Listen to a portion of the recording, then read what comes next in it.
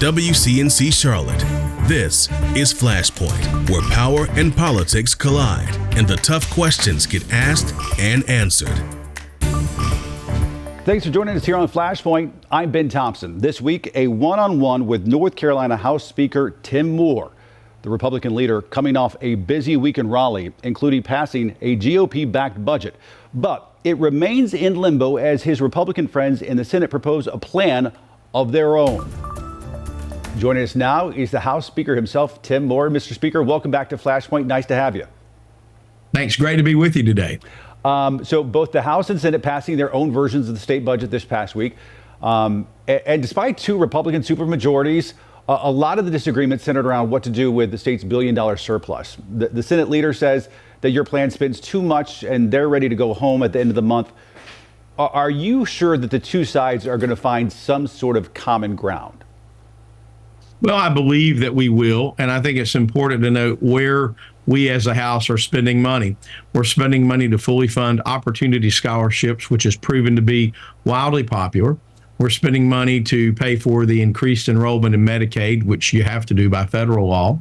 We're spending funds to improve transportation, road infrastructure, something that we in our region know all too well is a critical issue.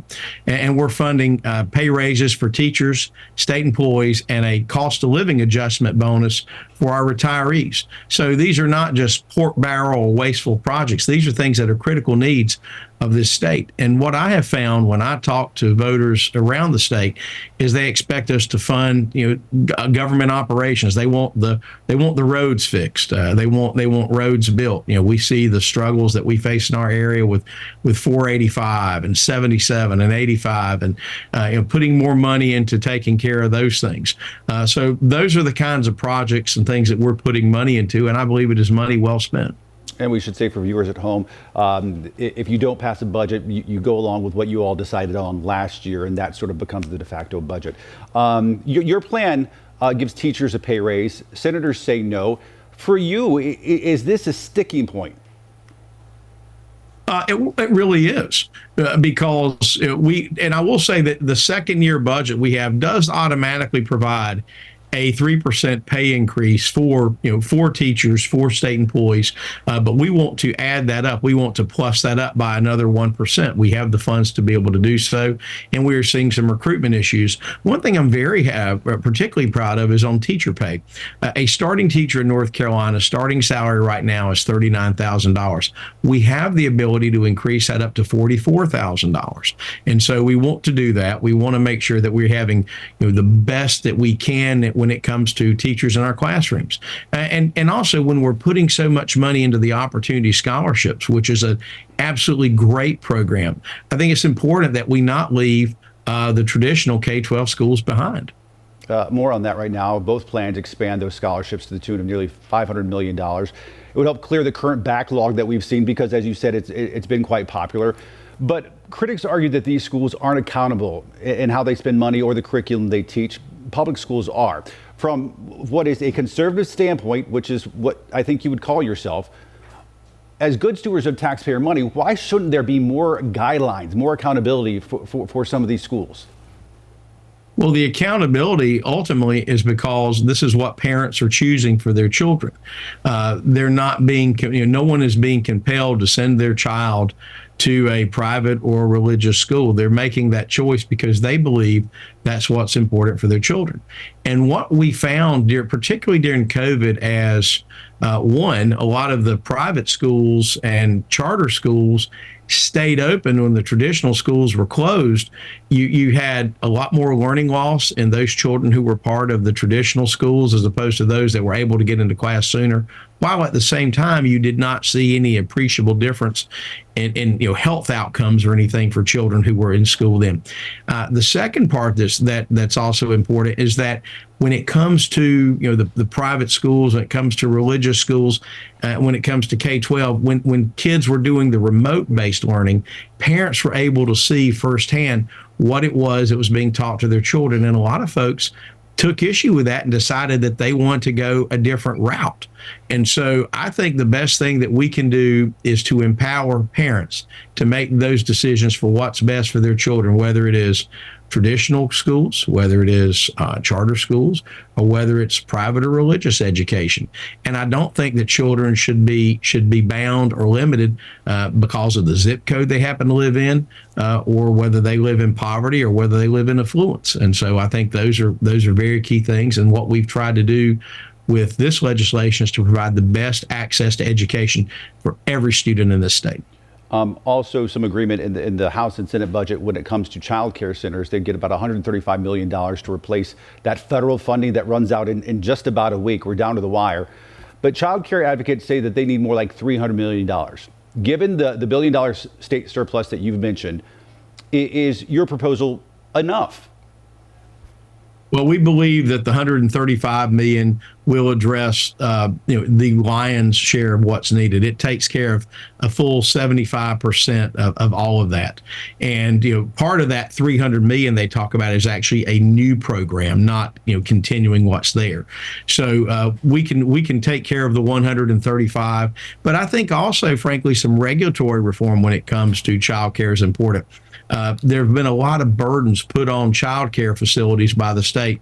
Now, some are good regulations to ensure the best education, ensure the safety of the children, all of that's key and that's critical. But there are some things that even those in the child care sector tell us are unnecessary regulations that are resulting in additional cost. So we're going to go ahead and take those into account with this legislation as well. But at the end of the day, this is what we know we can do that funds the critical needs, and I think it's important that we get it done. The Senate taking a step this week to advance their medical marijuana bill. This has come up for years now. You have indicated in the past that it has no chance in the House. Has that changed?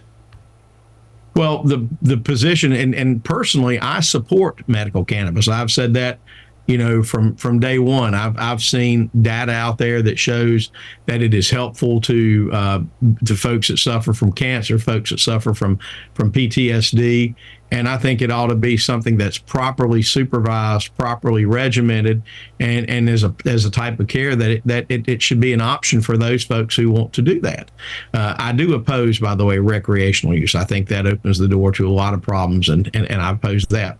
In terms of the medical cannabis, what we did was we took a sample, a poll of our caucus last year. And when we polled it, there were not the necessary 37 votes for it on the House floor. The reason I say 37 is our rule is that for any bill to pass, it has to receive a majority of the members of the Republican caucus willing to vote for it on the floor.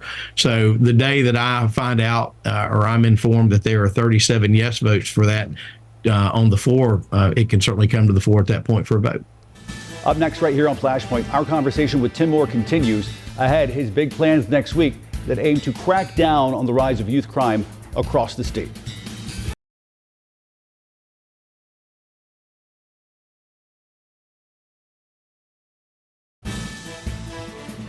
Welcome back to Flashpoint. More now with my interview with House Speaker Tim Moore. We're talking about Charlotte's big plans to expand transit. So far, city leaders have failed to get support for a sales tax referendum from leaders in Raleigh. We've had a big development. You and I have talked about this before. I've talked about it with city leaders for years. But in the past few weeks, Charlotte city leaders abandoning plans for the Silver Line that would extend down to the eastern part of Mecklenburg County, adopting what they call, and what the term you guys have used, as a more road-friendly plan. Folks want to know, will that satisfy lawmakers in Raleigh? Well, I can speak for me. We have not caucused this issue. We've not had a broader discussion. As I've met with business leaders and other advocates for this program in the Charlotte area, I like the fact that it's a regional approach. I think that's important. But I do believe there needs to be a true emphasis on roads. That is how 99% of the people get from point A to point B, and we have to keep up with those demands. I've gotten in trouble before talking about these bike lanes and so forth, right? I mean, look, it's good to have those things, but it's really important that we focus on roads, because we have, for example, in Western Mecklenburg, you have one of the largest economic generators for this area, and that, of course, is the airport. And you have some of the most significant gridlock happening right there, which, by the way, is one reason I fought so hard to use discretionary dollars to speed up by 8 years the 485-85 interchange right now. That's an absolute bottleneck to traffic moving. But we have challenges on I-77. We have challenges on 485. Those are the critical things I see. But I would acknowledge and applaud the work that's been done on the light rail that works. There's certainly great growth along those corridors. If you look at South End, things are moving in the right direction as you go out toward UNC Charlotte. And it would be nice to see access to that going up to the upper end, going up toward Lake Norman, and then eventually something out to the airport as well. I know the folks down in the eastern part of the county, down toward Matthews and Mint Hill, are concerned about that. I think the conversation now has to do with what's called a BRT, using that. So, but certainly I'm open to what's there and want to work and collaborate with leaders in Mecklenburg County and the region, as well as the business community on this. But let me get you pinned down here. Is the current setup of 40% roads, 40% to rail, and another 20% going to buses, is that good enough for you? I need to see where our transportation chairs are on it.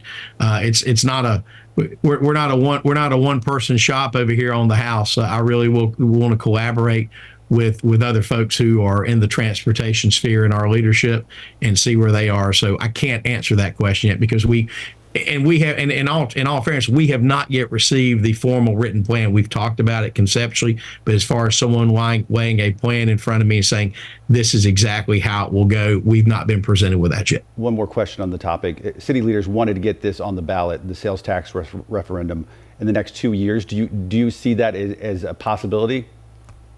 Certainly if we can come to an agreement on what the funding looks like, I think that's a possibility. All right, let's talk about youth crime because it's a big issue, surging in the first few months of the year here in Charlotte. The chief of CMPD says he's disappointed that the governor vetoed the juvenile justice reform bill that essentially sends 16 and 17-year-olds who commit violent crimes straight to adult court. Do you think that you all will override that veto? We will absolutely override that veto next week. What we've seen in our state and particularly in our region is a dramatic uptick in crimes committed by juveniles, a lot of violent crimes, of course, a ton of property crimes. And what we've seen, sadly, is that gangs and these and other criminal enterprises will specifically use juveniles to commit some of the most heinous and violent crimes because they know that those folks are being treated much more softly than somebody just a year or two older. And we have to stop that. We have to deal with criminals as criminals. And someone who is bent on doing harm and just committing crime needs to be dealt with severely. And you look at the other issue, not a part of that bill, is something that is some of the bond and bail policy that's been happening, where folks are coming in who are repeat offenders, getting an unsecured bond and sent back out on the street to continue breaking the law. Enough's enough with this mess. People want to be safe. They're tired of it, and that's why we're taking the stand we are to deal with it, and we're going to override Governor Cooper's veto. And final question, you're in your last few months as Speaker of the House there. You look poised to take on a new job in Congress in D.C. Are you ready for it? Absolutely. Already in a lot of meetings with future colleagues in Washington, feeling very confident. Of course, it'll ultimately be up to the voters in November to decide if I'll be taking that job or doing something different. But feeling very comfortable about it, and really just very honored and very humbled to have the opportunity. I've been in the State House 22 years. I've been the Speaker now 10 years, and I recognized that I knew early on when I ran this last time that this would be my last term serving in the state legislature. You just kind of get to a point where you've done that job enough and just ready to do something else, and gave it a lot of thought and really saw a lot of the things happening at the national level, the just absolutely ridiculous situation at the border right now with immigration, the runaway inflation that's destroying our economy at the federal level, and really just a lack of getting anything done in Washington. And I can compare that to Raleigh, where we are getting the people's business done. We are lowering taxes, cutting regulations, moving North Carolina in the right direction. It's no accident that your viewers watching this, many of them are folks who just recently moved here in the last few years. This is one of the hottest areas to live, and it's due in large part to the good work that this conservative legislature has done to move North Carolina in the right direction. And I'd like to be a part of taking that same type of leadership to Washington, D.C., and hoping to have that opportunity. House Speaker Tim Moore. Speaker, thanks for coming on. We do appreciate it. Great to be with you. Still to come on Flashpoint, why some leaders in North Carolina say state vacancies pose the biggest problem facing the state that nobody knows about.